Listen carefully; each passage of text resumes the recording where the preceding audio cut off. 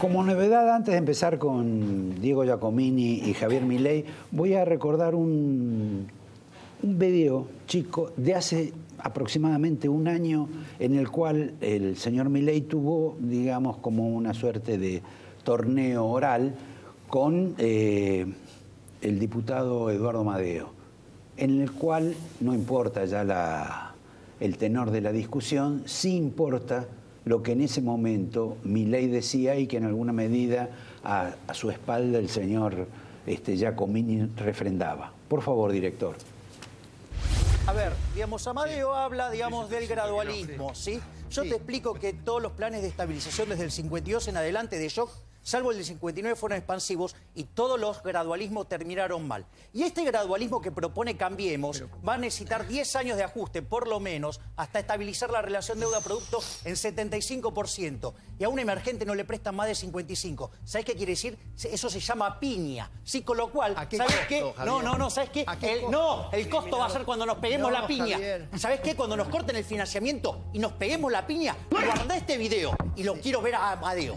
Voy a discutir esto con Amadeo. Cuando nos peguemos la piña, digamos, con tu gradualismo. Dale. Bueno, no vamos a discutir la piña con Amadeo, pero vamos por partes. ¿Esto que está ocurriendo es parte de la piña o hay todavía una piña superior que ustedes imaginan hacia futuro? A ver, el tema es el siguiente. Lo primero que hay que tener en claro es que efectivamente el programa gradualista a velocidad de tortuga embarazada que propuso Marcos Peña se terminó. ¿Sí? ¿Por qué? Porque se nos acabó el financiamiento. Entonces, caer en el Fondo Monetario Internacional justamente es la manifestación que te quedaste sin financiamiento voluntario. El mercado no te funciona, no te financia más. Listo, se acabó. Entonces ahora, digamos, llega el momento de hacer el ajuste. Pero esto es muy interesante. ¿Por qué? Porque vos ahora, digamos, primero que hay un falso dilema. No es cierto que si haces shock, ¿sí?, no es expansivo. O sea, la mayoría de los casos fueron expansivos sacando el del 59. Todos los programas gradualistas terminaron mal. Y además terminaron con una torre de deuda peor, digamos, de lo que estabas. Con lo cual, o sea, encima terminan siendo nefastos estos programas gradualistas. Ahora, digamos, nos encontramos llegando al Fondo Monetario Internacional. Y esta es la parte interesante. Hoy, no hay forma de que un programa de ajuste sea expansivo. ¿Por qué? Porque que sea expansivo o no depende de qué. Si vos vas a hacer ajuste, aumentás el ahorro. Para que no sea recesivo y que sea expansivo, tenés que tener aumento de la inversión. Con esta incertidumbre, con esta situación, es imposible que haya inversión. ¿Qué quiere decir esto? Que va a caer el nivel de actividad económica, que va a caer el empleo, que va a caer el salario real. Y como todo esto se está dando en un contexto donde se cayó la demanda de dinero, que se derrumbó, tenés aceleración inflacionaria. Con lo cual, digamos, y ahí está el punto. Entonces, o te pones los pantalones largos y haces un ajuste como corresponde, haciendo que el déficit primario sea nulo para que el financiamiento que te da el fondo alcance para llegar hasta el 2019, o si seguimos con las estupideces gradualistas, como por ejemplo las que dijo Marcos Peña, irresponsablemente en el programa de Majul. ¿Sabés cómo se llama eso? Piña. Entonces, o nos ponemos... Perdónenme, pero si un país está viviendo y casi tiene que cantar alegría, porque compra 500, 600 millones de dólares por día para sostener la corrida, es que la piña ya nos dimos. A ver, la corrida recién ha empezado, punto número 1. O sea que vos no le das crédito a que el fondo la contenga. A ver, vos para estabilizar una economía necesitas un ancla. Y el Fondo Monetario no es un ancla, no sirve por sí solo para estabilizar la economía. ¿Sabes por qué? Porque para ser ancla tenés que tener reputación y credibilidad. Y el Fondo Monetario no la tiene. El jueves pasado, el Financial Times en Londres escribió: cada vez que el FMI se metió en Argentina, hizo las cosas mal. Argentina en los últimos... Perdón, ha hecho las cosas mal en casi todas partes del mundo porque casi no tiene clientes. Por alguna razón no tiene clientes. ¿Cuántos países tienes? Argentina peor. 5 o 6. Bueno, pero en el caso argentino es peor. En el caso argentino es peor. Fíjate, por ejemplo, para seguir la línea de lo que dice Diego. Cuando fue la crisis del 2001-2002, todo el mundo criticaba al Fondo Monetario. ¿Pero por qué lo criticaba?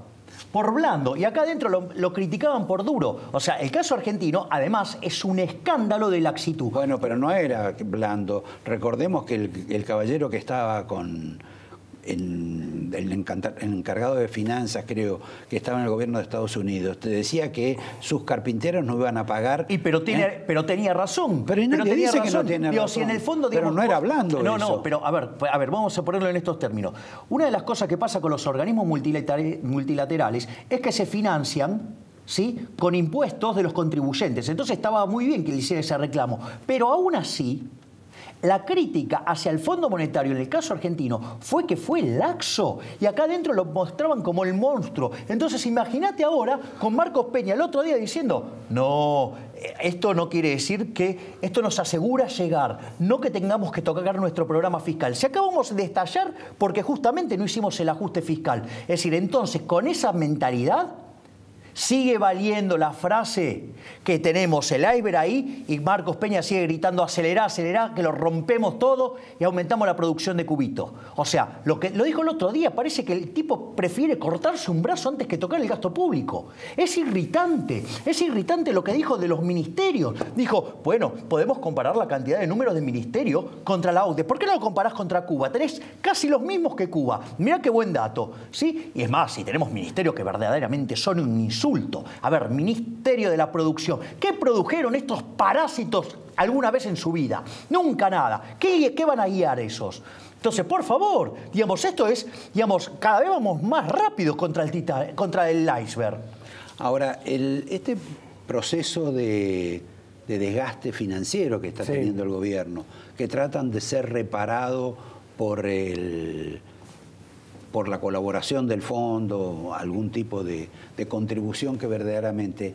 ¿Ustedes lo ven que si no hay un ajuste verdaderamente central, es imposible que Mirá, tenga voy salida? por partes. Primero ya te dije, el fondo no tiene ni reputación ni credibilidad para ser ancla y estabilizar la economía. Pero te da Primero. plata, te puede dar plata o Segundo, cobertura. voy a eso. Segundo, las recomendaciones que puede dar el fondo no son adecuadas. Primero, recomienda deslizar el tipo de cambio en un marco Ya donde se deslizó. la demanda de Che, dinero Diego, pará. está Ya se cayendo. deslizó. Yo Ya les se digo, deslizó. señores, desde diciembre se está deslizando. De 17 subió a 25. A ver, el argentino, cuando ve que el tipo de cambio sube y las reservas bajan, ¿qué hace? Va a querer más dólares y menos pesos. O sea, es tirarle nafta al fuego. Segundo, las metas que se están negociando con el FMI, que es un déficit primario de 2.5 para este año y 1.5 para el año próximo, ¿sabés qué implican? Que no alcanza la plata ni de casualidad para terminar el mandato. ¿Por qué? Porque te dan 30.000 millones, si te dan 30.000 millones, y con estas metas necesitas 34.000 más sin mercado. Pará, no me la hagas tan draconiana. Por la sencilla razón de que uno dice, acá en cualquier momento por ahí entra un nuevo swap de China, de 5 más 5. O te devalúan más para que haya más inflación y con eso licuar lo que tienen que pagar en el mercado doméstico. Es parte de un ajuste. Es parte de un ajuste, pero hay que ver qué pasa con la esfera después política, guarda. Y es parte de un ajuste que es bastante complicado, porque siempre ese ajuste está sobre los hombros de los mismos, o sea, de los agentes privados, mientras que los que viven de la recaudación y del gasto público no enfrentan el ajuste porque devalúan y quieren inflar la inflación para que los recursos tributarios no bajen, Roberto. Ahora, entonces siempre hay una historia. El compañero Macri, después de haber endulzado a los gobernadores y que en general las provincias están funcionando medianamente bien, ahora les va a tener que decir que les voy a dar menos plata o que les voy a cortar directamente el chorro. A ver, para alcanzar el equilibrio primario en 2018 y 2019, que es indispensable, porque si el fondo te pone 30.000, con ese programa te faltan solamente 10.000 millones y tenés la oportunidad de volver a los mercados voluntarios de deuda. Pero ¿qué sucede?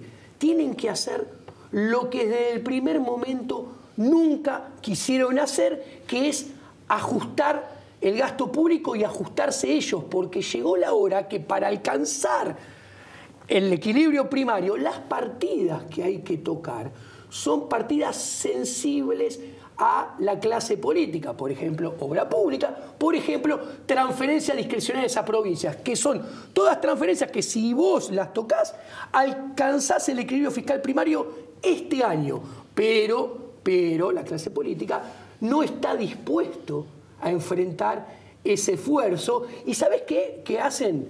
Van a después echarle la culpa al FMI diciendo, nos obligaron a hacer este ajuste terrible, cuando en realidad, ¿cómo se sale de esto? Se sale de esta manera, que el gobierno haga un programa propio de equilibrio fiscal, pero ¿qué pasa? Si ese equilibrio fiscal te lo anuncia Duhovne y esta estructura de gabinete, nadie le cree. Entonces ya no alcanza, necesitas cambio de organigrama, cambio de nombres para que sea creíble y tenga capacidad de ser gestionado, porque si yo tengo que hacer un ajuste y hay 6 billeteras, la probabilidad de hacer ese ajuste es mucho menor si hay una sola billetera, o sea, un ministro contra 6. Está bien, vamos por la teoría de reducir el ministerio, pero independientemente de eso, que en última instancia es un gasto relativo, la pregunta que a uno se mueve todo esto es, ¿con quién puede hacer un plan Macri de la gente que tiene? Perdón, y ya no de la gente que tiene, sino de la gente del conglomerado que tiene dentro de lo que es el oficialismo. Sea sacando de los radicales, sacando de Carrió y sacando de sus propios. Ya han invertido en toda la gente y encima para colmo están Milei y Giacomini, que me dicen que dentro de todo Federico Sturzenegger es una persona que no estuvo tan mal y nos salvó de una hiper. A ver, desde mi punto de vista... Bueno, te doy la oportunidad para pelearte conmigo. A ver, no. Desde mi punto de vista, primero no puede ir a buscar a nadie en el radicalismo. Porque para los radicales los problemas se separan en dos. En los que no tienen solución y los que se arreglan el paso con el tiempo. Con lo cual son unos inútiles, ¿sí? Y de ahí se nutrió, digamos, por ejemplo, bueno, del izquierdoso Fragai, digamos, el ideólogo de este populismo que se estrella, ¿sí? Digamos, ¿se nutrió de quién? De Duhovne, que trabajaba con Machinea, ¿sí? No, con Naidenov. Bueno, a ver. Machinea trabajó antes, era asesor de Naidenov. Después, o sea, digamos, ¿a quién más? A González Fraga, que lo puso en el Banco Nación, echándolo a Melconian por hacer bien su trabajo y generó una expansión de la cantidad de dinero desestabilizándole Bax, que el año pasado metió 8 puntos de inflación. ¿Qué quiere? ¿Tocarlo a Federico Sturzenegger, que es el único que hace bien su trabajo, condicionado a las barbaridades que hace Marcos Peña? Entonces, y la realidad es, mirá, yo lo que creo es que encontrar un ministro como la gente que acepte estando el señor Marcos Peña es imposible. Ningún economista de calibre razonable va a aceptar una función donde esté el señor Marcos Peña. Porque yo quiero mencionar algo del señor Marcos Peña, para que quede claro. El señor Marcos Peña es el principal responsable del desastre que vive hoy la Argentina. Porque es cierto que el programa era inconsistente, pero esto se aceleró, sí, muchísimo. ¿Por qué? Por la estupidez que hizo el 28 de diciembre cuando avanzó sobre la independencia del Banco Central. Recordate qué es lo que quería hacer él. Quería que la tasa la bajaran al 20% y que el tipo de cambio saltara. Ahora, mirá lo que pasó en todo ese contexto. La tasa de interés, que la querían en el 20, llegó a tocar el 100%. Ahora anda dando vuelta por el 50%. Pero no pasó eso solo. El tipo de cambio se devaluó un 50% la moneda. ¿Sí? La inflación, que estaba en el 18%, anualizada, el promedio de 3 meses, saltó a 28, o sea, se aceleró 10 puntos. Y encima, digamos, a pesar de esa bruta devaluación, perdimos más de 9.000 palos de reserva. Y encima, ahora estamos con una situación crítica para mañana, a ver cuántos se renuevan de las LEVAX, ¿sí? Entonces tenemos que salir a buscar 30.000 millones de dólares al fondo para tapar las macanas de este incompetente. O sea, es una locura. Es decir, y después sale, no pasa nada, está todo bien. En realidad, bueno, no sé, digamos, cuestiones menores, hay para ajustar. A ver, entonces, o sea, no tomas conciencia de que este programa le está costando carísimo al país, le está costando, digamos, al propio gobierno, le está destrozando la reputación. Entonces, digo, ¿de qué estamos hablando? O sea, por favor, digamos, si vos no sacás a Marcos Peña, olvídate. O sea, y obviamente... A ver, yo quiero decir, Perdón, reforzar lo que Marcos dice Peña Javier. es un trípode con el señor Quintana y el señor A López todos. Tego. A ver, acá A todos. yo voy a ser muy claro. Desde mi punto de vista, acá hay un responsable máximo y es el señor presidente de la Nación. Acá tenemos un problema que yo me temo que, para variar, como pasa hace 2 años y medio, desde el comienzo, está mal diagnosticado. Y como está mal diagnosticado, los remedios que se toman son siempre los equivocados. A ver, esta crisis, esta corrida, recién está empezando. Nosotros dos dijimos que se iba a ir al fondo. Nosotros dos dijimos que la conferencia de prensa iba a ser más dólar y más inflación.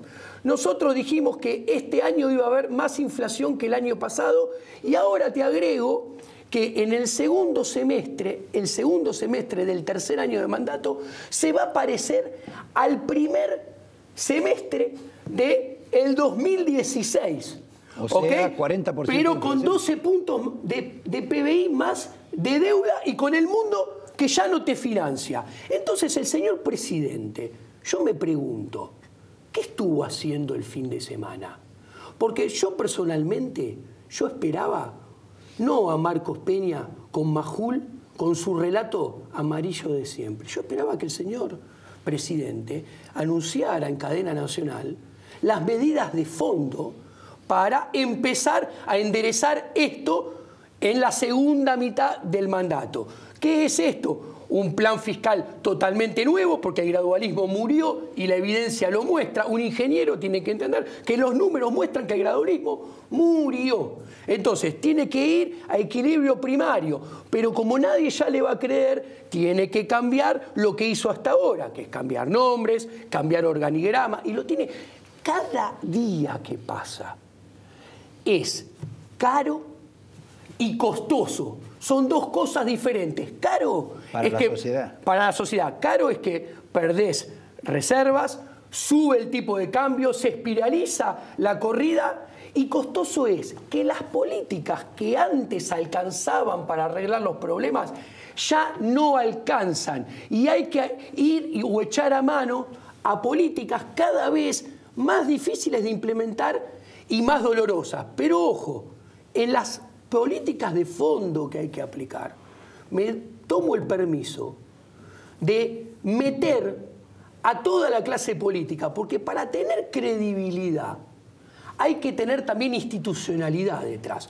Este nuevo programa fiscal que deberíamos ya tener anunciado, con cambio de nombres y cambio de gabinete, tiene que comprometer a la clase política y debería estar institucionalizado en el Congreso, más que se va a venir la discusión del presupuesto del año que viene, que hace a las nuevas metas fiscales. Ahora, con el FMI comprometido. Discúlpenme porque aparte se nos acaba el programa. El programa no, porque seguimos con Liliana Franco, pero le voy a dar el vinito para que se tranquilicen. Tenemos regalos nosotros. Bueno, antes de pasarlo, muchas gracias. Algo breve y final. Los políticos no hablan así, ni los de la oposición, como hablan ustedes. Por lo tanto, deben tener otro tipo de esquema u otra presunción.